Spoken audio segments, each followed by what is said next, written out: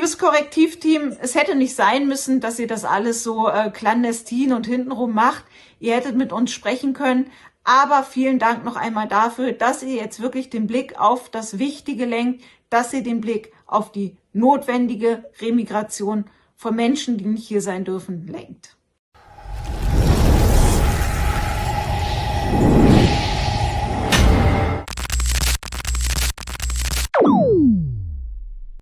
Hey Leute, habt ihr euch auch schon mal gefragt, wie es sein kann, dass journalistische Recherchen immer wieder falsch sind?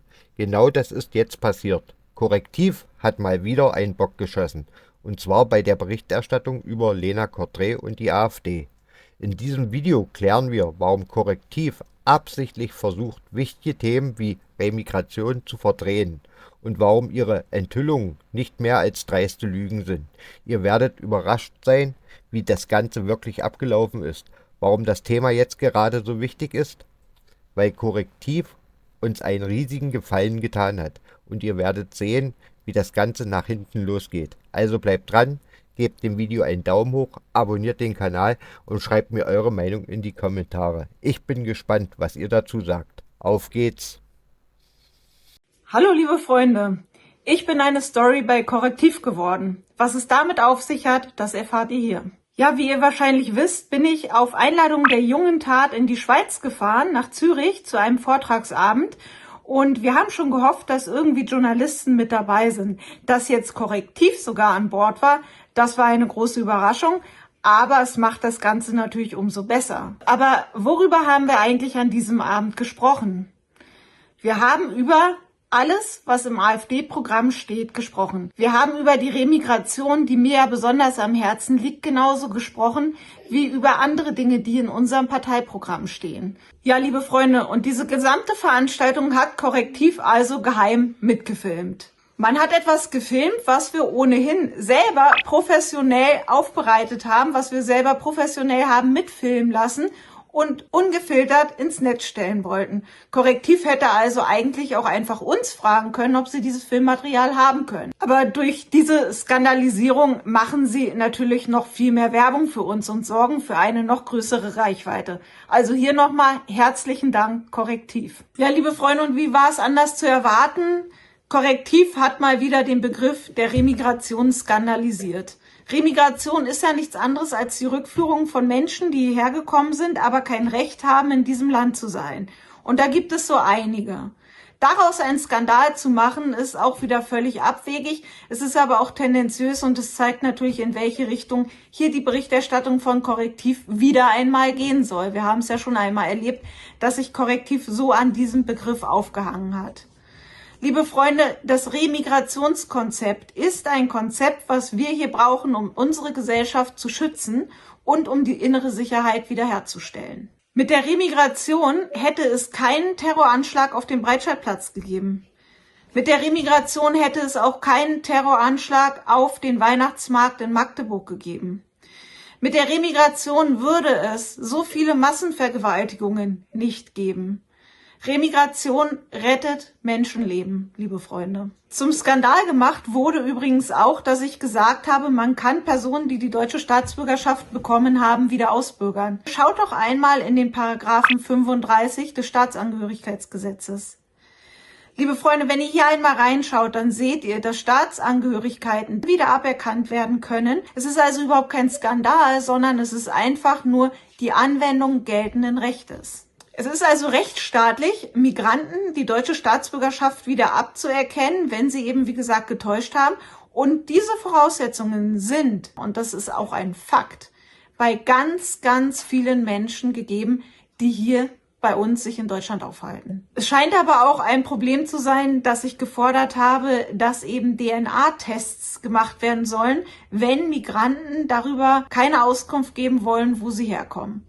Ihr wisst alle, wenn das Herkunftsland nicht bekannt ist, dann liegt ein Abschiebehindernis vor.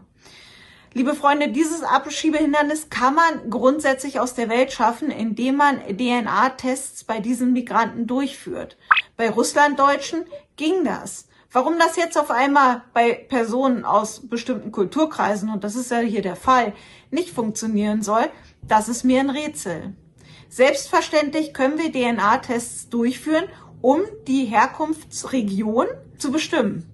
Natürlich können wir nicht das Land bestimmen, wo jemand herkommt. Und natürlich ist das auch nicht nur eine der Maßnahmen. Aber ein DNA-Test kann die Region der Herkunft relativ nah bestimmen. Und dann haben wir doch schon den ersten Anhaltspunkt, wo jemand herkommt und wo jemand wieder hingehen muss. Liebe Freunde, auch die Abschiebeindustrie, über die ich an diesem Abend gesprochen habe, ist ja ein Konzept, was wir schon länger in der Öffentlichkeit vertreten. Und diese Abschiebeindustrie wurde ja auch durch ein Gutachten des Wissenschaftlichen Dienstes des Bundestages für zulässig erachtet.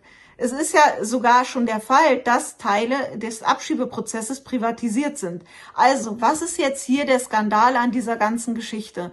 Ich sag's euch, nichts. Man möchte ja einfach einen Skandal daraus machen, weil man natürlich damit auch zugeben müsste, dass der Staat versagt. Dass der Staat seiner Aufgabe zu Abschiebungen eben nicht mehr nachkommen kann und wir hier Private dann heranholen müssen, die diese Aufgabe für den Staat übrigens auch sehr kostengünstig durchführen können. Und wie sehr das Ganze aufgebauscht wird, erkennen wir auch daran, dass auf einmal davon gesprochen wird, der Korrektivjournalist hätte sich einschmuggeln lassen müssen. Lieber Korrektivjournalist, Sie hätten ganz offen mit uns kommunizieren können, hätten in diese Veranstaltung ganz offen reingehen können. Wir hätten Sie vielleicht sogar auf die Bühne geholt, damit Sie Ihre Ansichten dort auch einmal zur Schau stellen können und wir darüber diskutieren können. Stattdessen aber hier von Einschmuggeln reden und irgendwelche geheimen Aufzeichnungen machen, das hätte alles nicht sein müssen. Das Videomaterial ist da und das Videomaterial wird ja, wie schon gesagt, auch der Öffentlichkeit zur Verfügung gestellt werden. Liebes Korrektivteam, dass ihr diese sogenannte Recherche jetzt wenige Tage nach dem Terroranschlag von Magdeburg veröffentlicht, das spielt uns selbstverständlich in die Karten. Wisst ihr habt genau jetzt gezeigt, was der Schlüssel ist zur Vermeidung dieser Taten. Das ist nämlich die Remigration.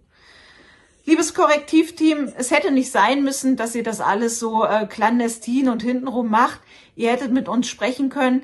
Aber vielen Dank noch einmal dafür, dass ihr jetzt wirklich den Blick auf das Wichtige lenkt, dass ihr den Blick auf die notwendige Remigration von Menschen, die nicht hier sein dürfen, lenkt. Und was natürlich auch nicht von der Hand zu weisen ist, ist, dass ihr den Fakt geschaffen habt, dass so viele Menschen da draußen jetzt wissen, dass es auch die Möglichkeit gibt, kriminelle, eingebürgerte Menschen wieder loszuwerden, wenn sie eben hier straffällig sind. Es war ja immer davon die Rede, man könne sie nicht mehr loswerden. Nein, es gibt die rechtlichen Rahmenbedingungen, die habe ich genannt. Und vielen Dank, liebes Korrektivteam, an euch noch einmal, dass ihr das so in den Fokus der Öffentlichkeit gestellt habt.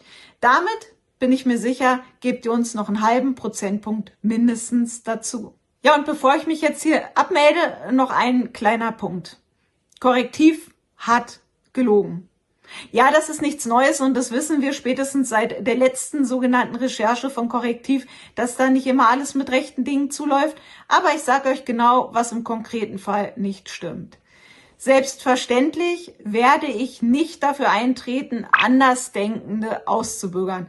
Da gibt es gar keine rechtlichen Rahmenbedingungen für. Also ist das völliger Quatsch und das lassen wir einfach mal jetzt so stehen. Korrektiv hat hier geschwindelt.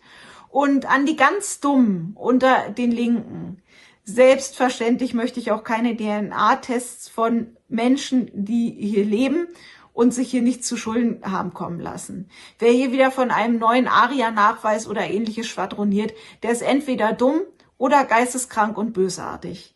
Das ist nie das Ziel gewesen und auch das ist natürlich aufgebauscht. Die Recherche von Korrektiv war ein voller Erfolg für uns. Liebe Freunde, eins sei noch gesagt, am 23. Februar sind die Bundestagswahlen. Wer wirklich für das Konzept der Remigration, wer für eine innere Sicherheit eintreten möchte und wer unsere Gesellschaft schützen möchte, der kann sein Kreuz nur bei der AfD machen.